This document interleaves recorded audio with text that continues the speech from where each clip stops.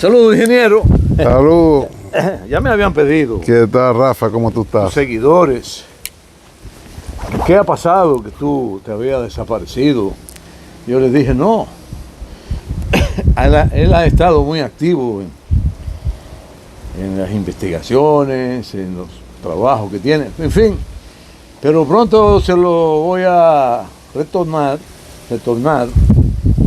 Y publiqué una de las entrevistas que habíamos hecho. No sé si la viste. Sí, la repetiste. No sé si quedó bien, si no quedó Sí, bien, claro. bueno, pero hoy hay muchos temas, por lo que hay que darle todo el tiempo necesario para que el ingeniero nos oriente, nos explique, nos observe, nos aclare, en fin, ingeniero, sin darle más vuelta al asunto. Estamos hablando con el ingeniero Alfredo Oquendo, físico nuclear, con una diversidad de conocimientos extraordinarios que le ha dado la vida, por lo que tiene una capacidad de reflexionar enorme, pues. Ingeniero, procediendo inmediatamente a saber de parte suya,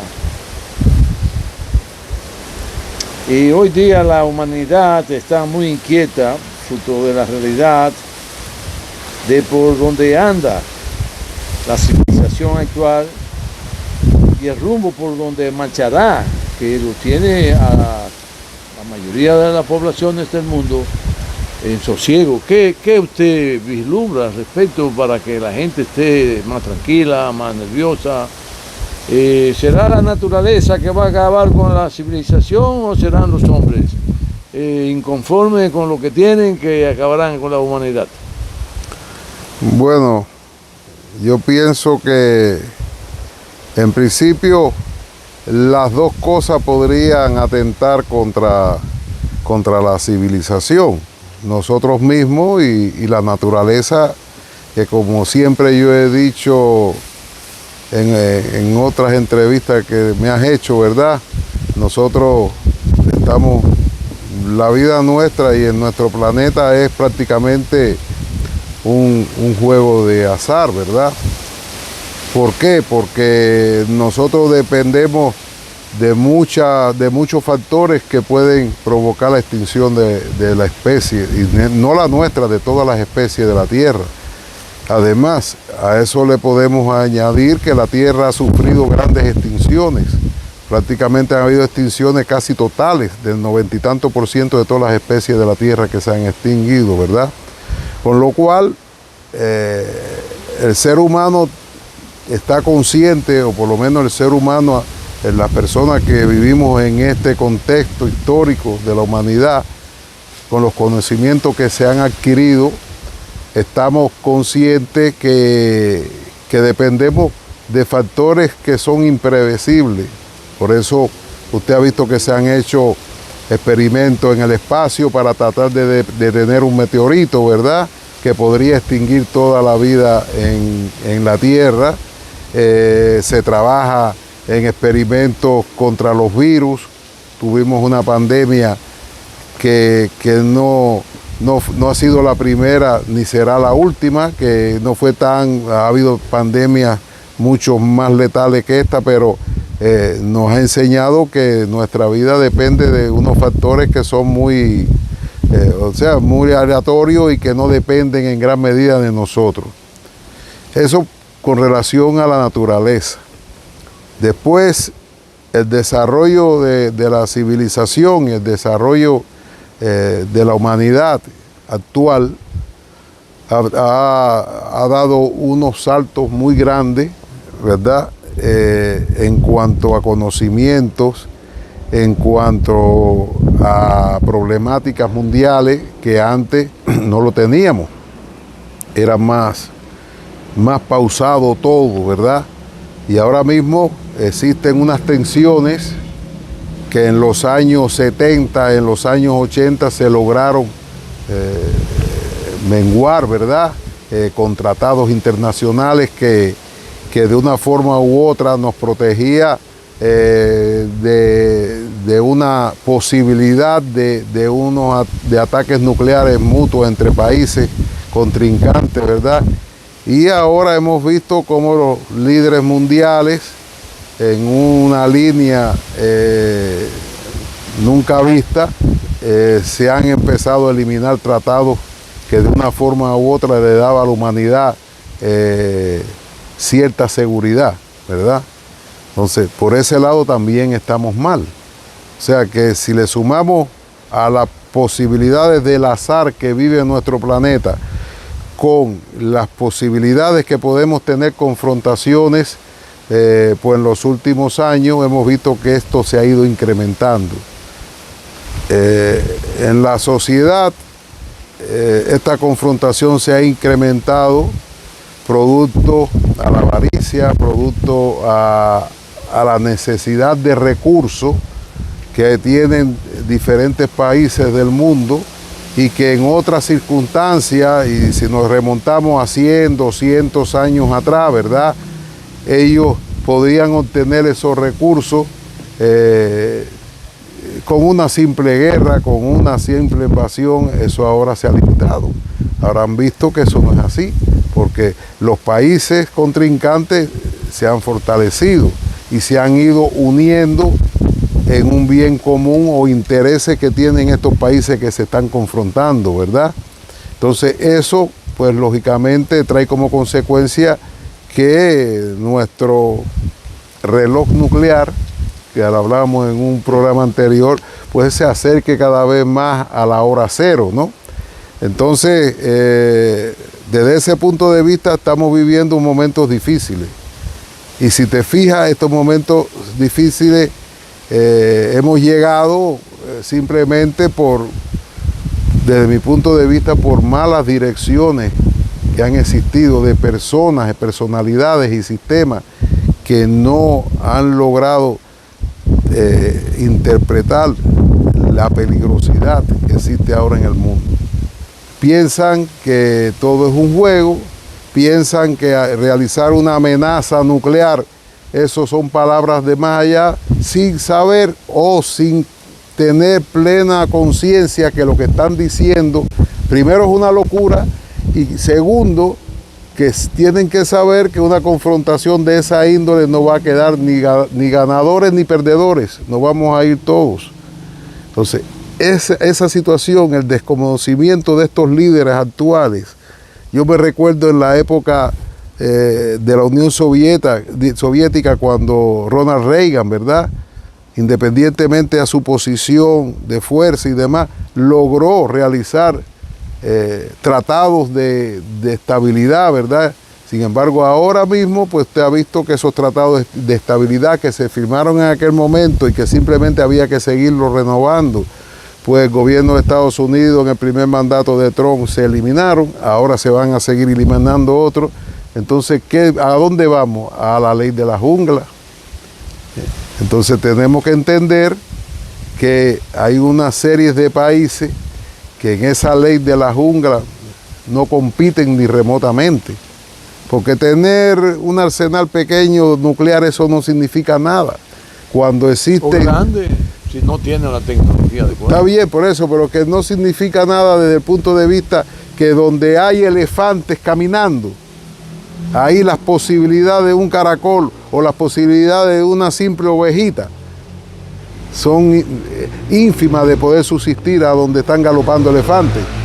Entonces, esa posición de gobierno que no tienen ni los recursos, no tienen ni los medios tecnológicos de un enfrentamiento a esos niveles, es una posición obtusa, una posición de brutalidad. Porque si yo sé que yo tengo ahí frente a mí una persona que es más fuerte, más joven, oye, yo evito la confrontación si tengo dos dedos de frente, porque las posibilidades, eso sin perder la honorabilidad mía, ¿verdad? Pero yo lo evito, porque yo sé que tengo el 99,9% de perderlo. Y el 0,1%, eso, lo ganaría si le cae un rayo y lo mata delante de mí, entonces yo gané. De otra forma no tengo salvación. Pues aquí pasa lo mismo. Entonces, el mundo está en esa situación que hay un periodo de agresividad mutua, ¿verdad?, entre los dos sistemas, uno por tratar de seguir controlando y otro sistema u otra organización de países que ya no se van a dejar controlar. Así de claro. ¿No habrá la posibilidad de que se dé la confrontación a nivel diplomático y puedan los sectores que están pujando por la hegemonía en el mundo entender que ya no puede solo un bloque ser el armagedón de toda la humanidad y dividirse entre 3 grupos, entre 4 grupos, la posibilidad de incidir como bloque y luego buscar soluciones colectivas de los diferentes grupos hegemónicos? Pues claro, esa posibilidad está. Además, existe esa única posibilidad. ¿Por qué?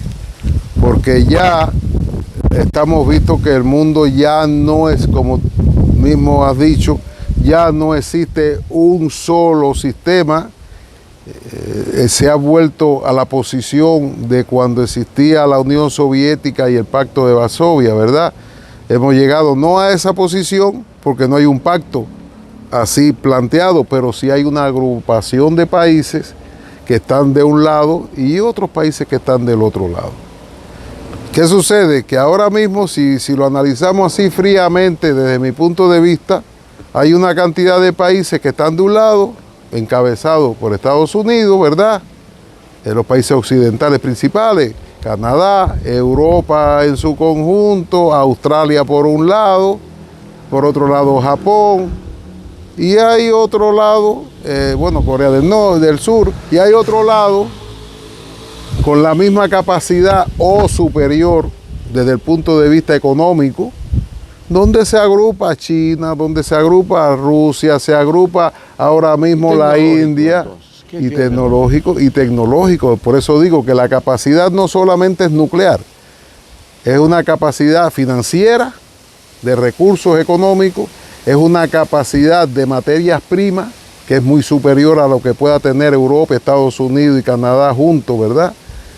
Porque usted me dirá, usted sabe bien, mi amigo Rafaelito, que toda la reserva de las grandes reservas de minerales, de energía, de combustible, de gas, ¿dónde están?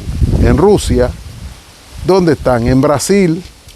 ¿Dónde están reservas de uranio y demás? ¿Dónde están? En Sudáfrica. Y esos países se están agrupando ya que el sistema occidental está viendo que está perdiendo. Y lo más importante o lo peor es que han perdido la fortaleza de la moneda bajo la cual se existían. Por eso hemos visto las amenazas que se están haciendo constantemente, diciendo pues los BRICS están atentando contra el dólar y eso no lo vamos a permitir. Fueron palabras ahora mismo de Trump. Entonces, hay veces que hay, ¿y con qué se cuenta? Sí. Ingeniero, se estima que la última extinción tuvo un periodo de 65 millones de años atrás. Sí, fue una extinción donde 67, donde perecieron, el causante fue un meteorito que cayó ahí en la zona de Yucatán, en México, ¿verdad? Y ese meteorito hizo una extinción total de todos los grandes saurios, todos los dinosaurios, todo eso se perdió. Quedaron algunas especies pequeñas y demás que por suerte, y quedó la fauna marina de una forma tocada también, porque todo el planeta se cubrió de polvo, la radiación solar no llegaba a la Tierra por varios años, entonces eso extinguió toda la fauna, extinguió prácticamente toda la flora y quedaron especies marinas y demás que no tenían una dependencia tan grande del sol, pero se extinguió y fue un pedazo de piedra que nos cayó del cielo. Para concluir con ese tema, ingeniero, Hay una teoría de los conspiradores de que en medio del Pacífico había un continente y que fruto de una explosión nuclear desapareció. ¿Qué tanto puede tener eso? No. Explosión nuclear aquí en la Tierra no ha existido. Aquí lo que ha existido a lo largo de los 4.500 millones de años que tiene la Tierra de existencia, ha existido una degradación del uranio. Se ha perdido el uranio 235 y se ha ido transformando en uranio 238 y otros isótopos, ¿verdad? Pero como tal no ha existido ninguna explosión nuclear porque la Tierra no tenía y no tiene todavía, no existe esa posibilidad. Las explosiones nucleares... ¿No estará bajo las aguas del Pacífico? No, Rafaelito, no. Nosotros ya se han hecho sondeos a través, utilizando precisamente los terremotos, ¿verdad?, que emiten ondas sísmicas, y se ha podido hacer una cartografía de la Tierra hasta prácticamente toda la zona del manto. La Antártida no existió nunca. No, vamos a ver, existió una deriva continental, los continentes se fueron moviendo, los continentes ahora mismo se están de nuevo, o sea, la Tierra es viva. Sí. Los continentes se mueven a razón de 2 centímetros y algo, si mal no recuerdo, por año. Entonces se van moviendo. Donde antes estaban unidos todos, estaba la Pangea, después se vuelven a unir y demás. Entonces, con lo cual la Tierra es viva. Los continentes flotan en un lago del manto que es lava fundida. Explique bien eso, ingeniero, porque mucha gente quiere saber eso. Vamos a ver, la Tierra está compuesta por la parte superficial de la Tierra, que es donde estamos nosotros.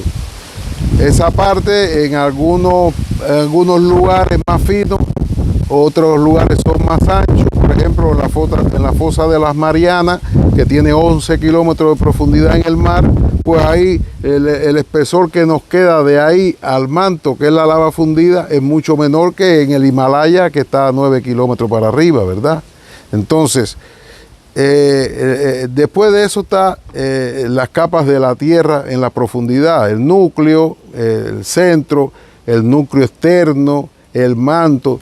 Todas estas capas de la Tierra están bajo inmensas presiones. Ten presente que en el centro de la Tierra la temperatura es similar a la del Sol. Está a 6.000 y tantos grados centígrados la temperatura en el centro de la Tierra. Entonces, la Tierra, gracias a eso y al movimiento del núcleo, a la posición del núcleo interno y el movimiento del núcleo externo, trabaja como un magneto de un motor eléctrico, ¿ves?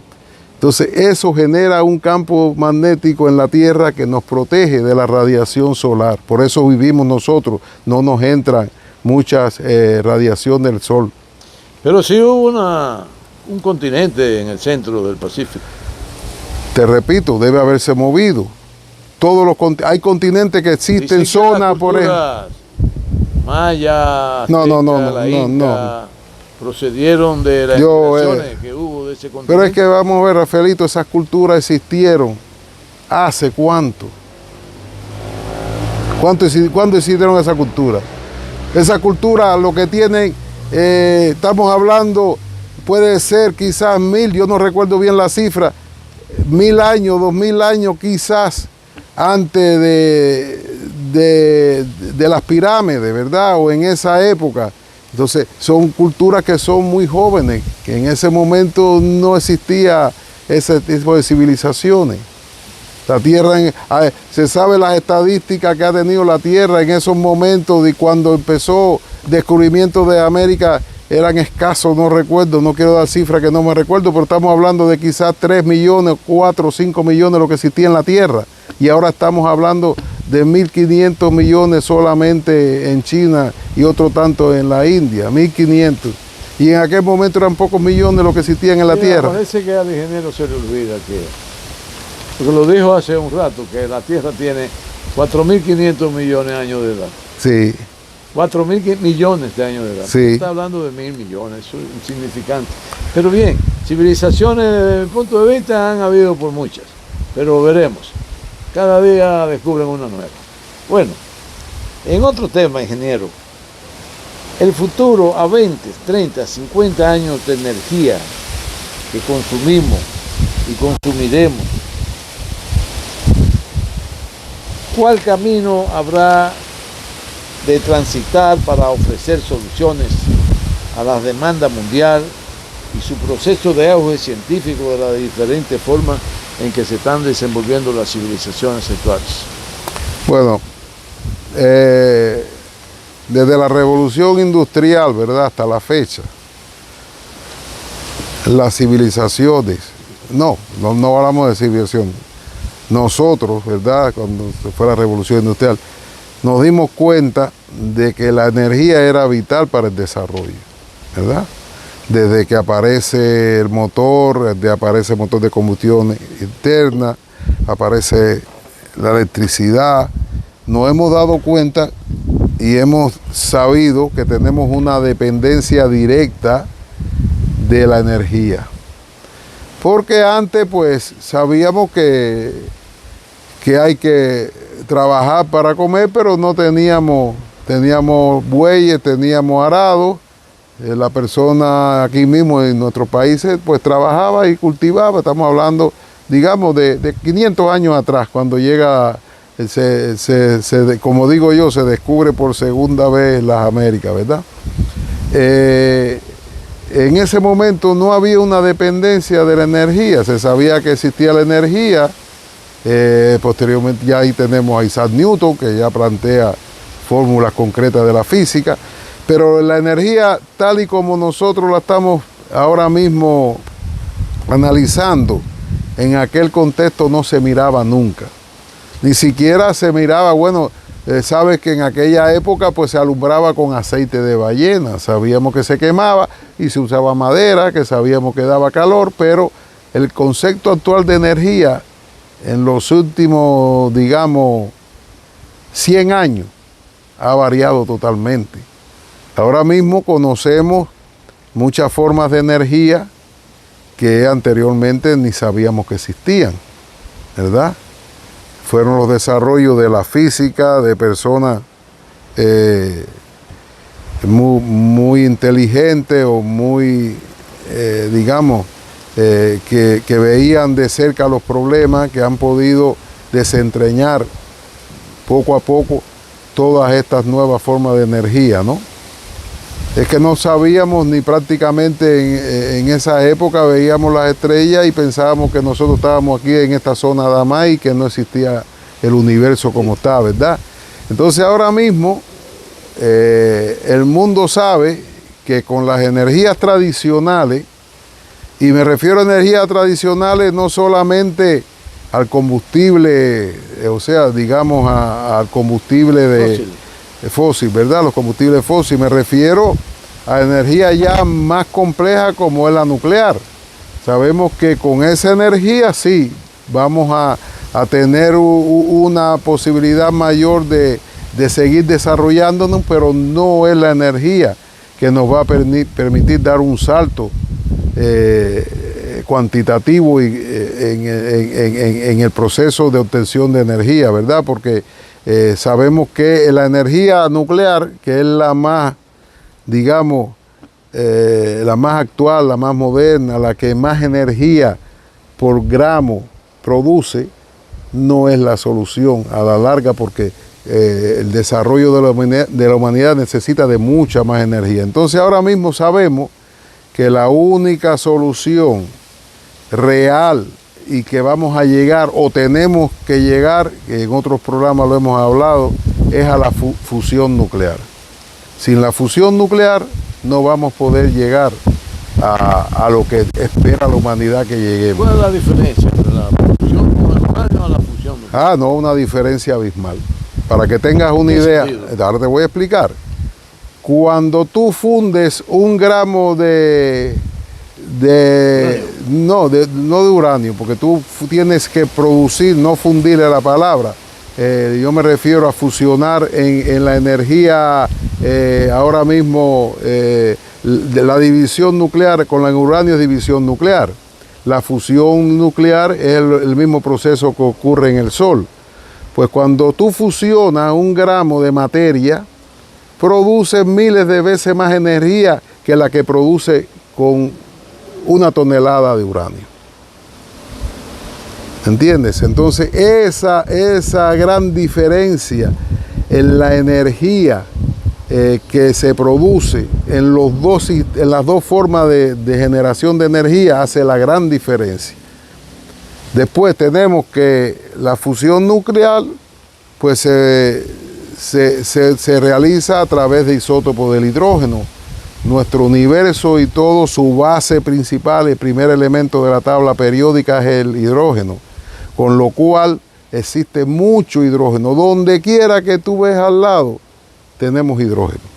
Dentro de una hoja, ahí existe la molécula de hidrógeno porque está compuesta, por ejemplo, en las cadenas de la materia, de la clorofila y demás, tiene el átomo de hidrógeno. En todos los lugares prácticamente que existen está el hidrógeno como elemento.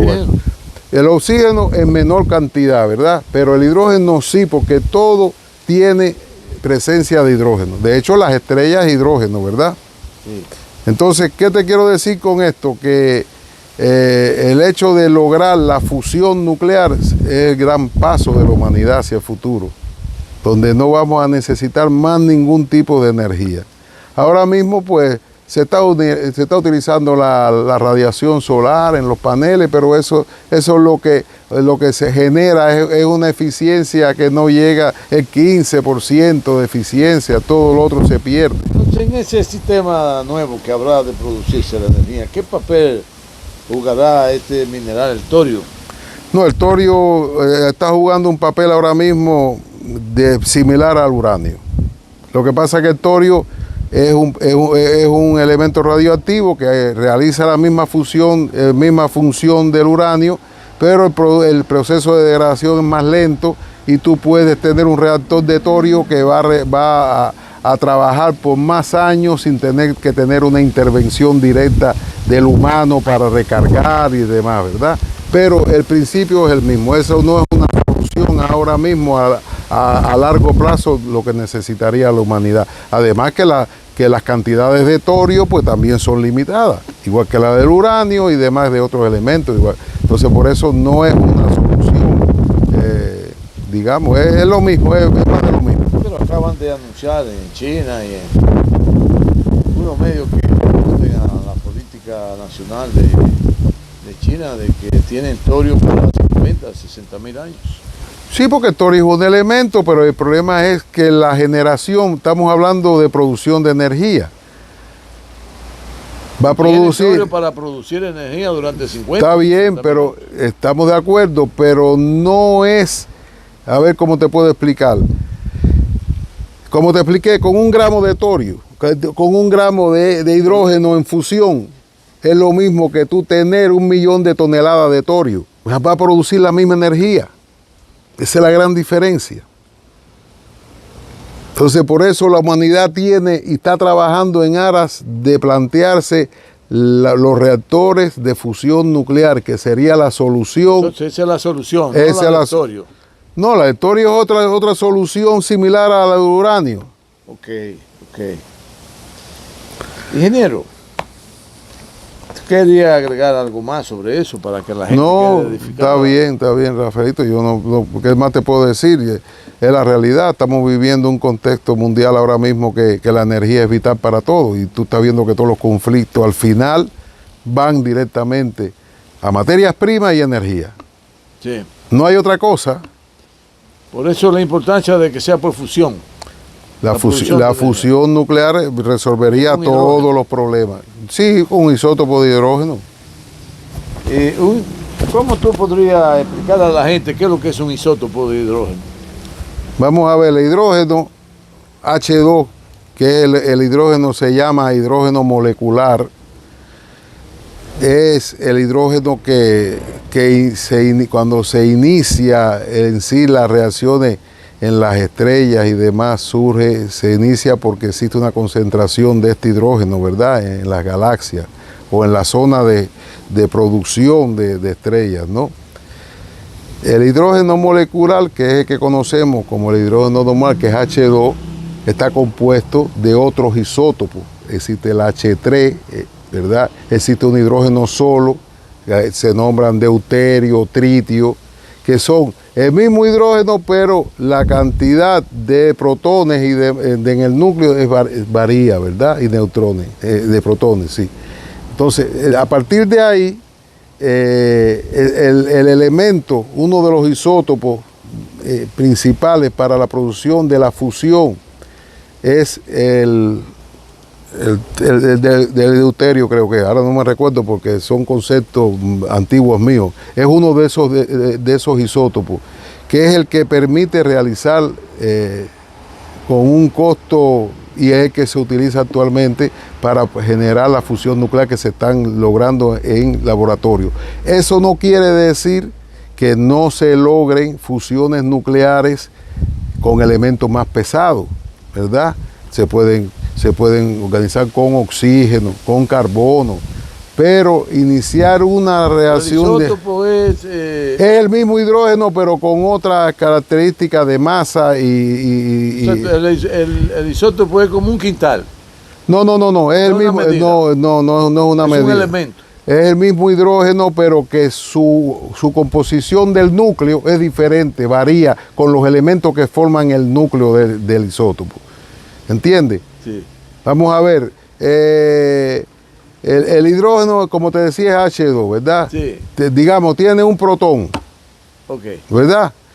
Pues el isótopo tiene un protón y tiene, es que ahora no me recuerdo bien si son 2 protones, deuterio creo que son 2 protones o 2 neutrones, no me recuerdo ahora, Rafaelito, y no quiero dar una información que no me recuerdo bien. Son elementos que se logran de la misma desintegración de la matriz. El uranio, por ejemplo, el uranio tiene isótopos, el 235, el 238, son isótopos del uranio y se producen otros isótopos. ¿El isótopo qué es lo que es en sí? Te vuelvo a repetir, es el mismo hidrógeno, pero con una masa y una composición interna diferente al hidrógeno normal. Ahí está. Entonces debe tener ese isótopo una clasificación. Claro, por ejemplo, aquí el isótopo, vamos a ver, para que tengan una idea, el isótopo que se utiliza en la fusión nuclear en la Tierra, lo que existe creo que son 5 kilogramos nada más. Recogiendo todo el isótopo del deuterio que existe en la Tierra, nada más que existen 5 kilogramos. Sin embargo, en la Luna existen toneladas. ¿Por qué? Porque la Luna está siendo bombardeada directamente por el Sol constantemente y ahí se genera precisamente toda la cantidad de isótopos que existen en la Luna. Habría que traerlos aquí a la Tierra. Los yanquis, los chinos. Ah, no, es muy problemático eso. Me tiene... Sí. Bueno, ingeniero, qué bien. Entonces, es importante señalar, para entrar en un tema más vivo, de más actualidad, que la guerra última mundial, donde intervinieron sobre todo los países europeos, Estados Unidos participó al final de esa guerra, Japón en el Asia, China en el Asia, en el África, porque Alemania tenía el propósito de convertirse en un gran imperio colonizador. Y bueno, la guerra como tal, que empezó, me parece que en un mes de agosto, del 1939 y culminó en el 1945. Duró 6 años esa guerra mundial. La pregunta es sobre Rusia y Ucrania. Es que la guerra de Rusia-Ucrania no es sencillamente local, es una guerra mundial, porque ya lleva 4 años y no se ve quién es el que va a definir el juego que se está librando ahí. ¿Quién va a dar el último salpazo de esa partida de ajedrez? Si lo va a dar Rusia, si lo va a dar Ucrania, todavía no se sabe. O es que esa es una guerra mundial, porque ya lleva 4 años y aún no se resuelve. Siendo Rusia una de las potencias más grandes en términos tecnológicos, nuclear, en términos de riqueza, para mantener y prolongar una guerra con cualquier otra nación o naciones. Es que no es solo Ucrania, ingeniero, la guerra que... Pero claro, es que Rusia está luchando con más de 50 países del mundo occidental. En contra de más de 50 países. Claro, vamos a ver, saca los números para que tú veas. Todos los países de la Comunidad Europea, Estados Unidos, Canadá, Japón, Australia, Corea del Sur, y sigue contando, podemos seguir contando. Entonces, saca los números de todos esos países que de una forma directa o indirecta. Estados Unidos. Por eso te digo, Estados Unidos, Canadá, toda la Comunidad Europea y todos los países de la OTAN. Entonces, Rusia está luchando contra todos, porque todos están aportando dinero, están aportando todas las armas que están, y Rusia está contra todo. Ahora pues están aliados con los coreanos, está bien, perfecto, pero el grueso de eso lo ha mantenido Corea Rusia. del Norte. Corea del Norte, sí. China se ha mantenido imparcial en esta situación porque China tiene sus propios conflictos, pero Rusia está contra todo. Y entonces, si tú me preguntas en qué va a parar, yo lo que sí te puedo decir algo, Rafaelito, de mi conocimiento de Rusia y del pueblo ruso y del ruso como tal. Rusia no va a ceder nunca a los planteamientos de una presión internacional, venga el que venga. Y ha habido declaraciones, si Rusia cede, dejaremos de existir. Y por supuesto, nadie quiere dejar de existir. Entonces, mientras no se interiorice eso, va a estar la guerra. Y que vengan sanciones y que venga lo que venga. Se buscarán las soluciones. Desgraciadamente es así. Y podemos decir que eso es capricho, pero es así, no va a cambiar. Si Occidente no da su brazo a torcer, Rusia no lo va a dar tampoco, cueste lo que cueste. Entonces ahí no hay más nada que hacer. Si no se logra entender eso, serán 3 años, 5 años, 10 años, 20 años. Pero lo que estoy seguro que su objetivo ella lo va a cumplir o dejará de existir en el intento. Así de claro. Quiere decir que definitivamente nadie puede echarse el fardo de la humanidad encima de sus hombros sin que no se aplaste. Es que el problema está, Rafaelito, Dijo Víctor Hugo. Sí, pero que te quiero decir algo. El fardo de la humanidad ya Rusia se lo ha echado ya, y la última vez fue en la Segunda Guerra Mundial. Pero la dominación de ellos. Ah, no, la dominación nadie se la va a echar, claro que no. Entonces Estados Unidos está muy fuera de orden, muy fuera de razón. Pues bueno. Creyendo que lo va a poder lograr. Bueno, pues ya está, ahí está el error. ¿No habrá entonces paz diplomática? ¿Será bombazo? Bueno, no, vamos a ver. Puede haber paz diplomática si las exigencias por la cual Rusia empezó el conflicto y que lo alertó y se metió años alertándolo desde 2014 que iba a llegar a eso. Si no se cumple la exigencia por la cual se inició este conflicto, no va a haber paz diplomática. ¿Te acuerdas la danza de la frontera que hicimos? Una entrevista aquí, ¿verdad? Muy así bien. es. ¿Seguirán moviéndose y bailando las fronteras? Pudiera ser. Ahora, lo que sí yo te diría con certeza que la frontera de Rusia no se va a mover. No la lograrán. No la van a mover. No, es que te digo. Hicieron con Serbia, con no, eso no lo van a lograr. Porque es que tú no vas a poder dividir al pueblo ruso. ¿Por qué dividieron a Serbia? Porque había muchas tendencias, muchas nacionalidades. ¿Por qué dividieron a... Lo infiltraron. Claro, ¿por qué dividieron a la Unión Soviética? Por eso mismo. Porque existían muchas nacionalidades y demás, pero es que ahora no. Ahora el pueblo ruso está muy unido, ¿ves? Muy bien. Vamos a hacerle una última pregunta ya al ingeniero, porque él tiene un estado de... Sí, pues me están llamando. Espera ahí de unas llamadas de los negocios que él se involucra de comprar y vender a nivel internacional materia prima, todo lo que se vende y se compra a nivel internacional, bueno, claro, dentro de lo legal. No, claro. Si usted quiere azúcar, se la consigue. Bueno. Si quiere petróleo también, o gas. No me haga propaganda. Yo no ni vendo ni hago nada, Rafaelito. Pero bueno, sí, sigamos.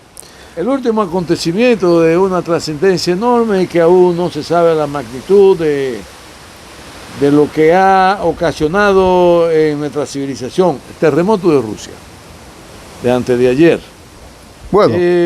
Inducido. No, nada inducido. Eso es natural. Además, el último terremoto que una fue. bomba que le pusieron. El último terremoto. Ya andan los. Sí, bueno, Rafaelito, comentario de eso, olvídate. El último terremoto de esa capacidad fue en el año 52, 53. 52. Entonces, esto es por los terremotos, si te fijas, son ciclos. Precisamente ocurren por el desplazamiento, la deriva continental que hablábamos al inicio, que los continentes se van moviendo, van creando, bueno, tú has hablado de eso en algunos programas, van creando cargas en donde se juntan las placas, y ahí precisamente hay una placa que baja desde arriba, pasa por Japón y toda esa zona. Por eso ustedes vieron el terremoto donde se destruyó la planta de Fukushima de Japón, que fueron de 9 y pico en la escala Richter. Este fue de 8 y pico, o sea que fue menor que ocurrió. 8.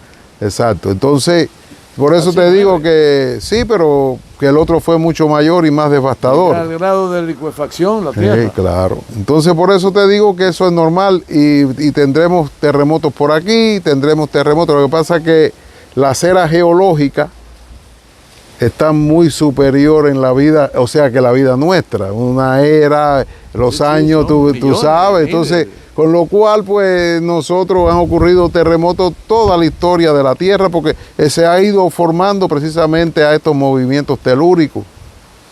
O sea que eso es así, Rafaelito. Bueno, ingeniero, sobre eso, ¿y los daños, cuánto se calculan en Rusia? No, los daños fue en las Islas Kuriles y demás, ahí no hubo daño grandioso porque esos son islas que de hecho están en la zona fronteriza con Japón. Y son daños en una industria de pesca y demás, ¿verdad? Ahora, como hubo después el tsunami, pues trajo otras colaterales, pero en Rusia no. No, porque ocurrió arriba, eso baja. Okay. Bueno, ingeniero, pues le damos muchas gracias a la participación y su tiempo que ha dedicado para ayudarnos a esclarecer muchos de los acontecimientos científicos. Aquí estamos, amigos. Sociales que se producen. Y tú siempre me agarras a mí, Rafaelito, sin preparación. A mí hay datos, si tú me dices, mira, vamos a hablar de esto, vamos a hablar de los isótopos, pues uno más o menos refresca. Porque es que a mí no me gusta dar datos que no estoy manejando día a día. Esto es una entrevista, ingeniero, no es un curso. No, yo sé, pero no me gusta que los amigos vean algo que yo pueda decir que no estoy, aunque estoy cerca de la realidad, pero tengo, que no es un día a día mío. Pues la próxima vez vamos a organizar con porque esta es como la segunda o la tercera vez que me coge de sorpresa. Le damos a ustedes las gracias por participar con nosotros en esta entrevista tipo de reflexiones. Cuídense mucho y que la pasen muy bien.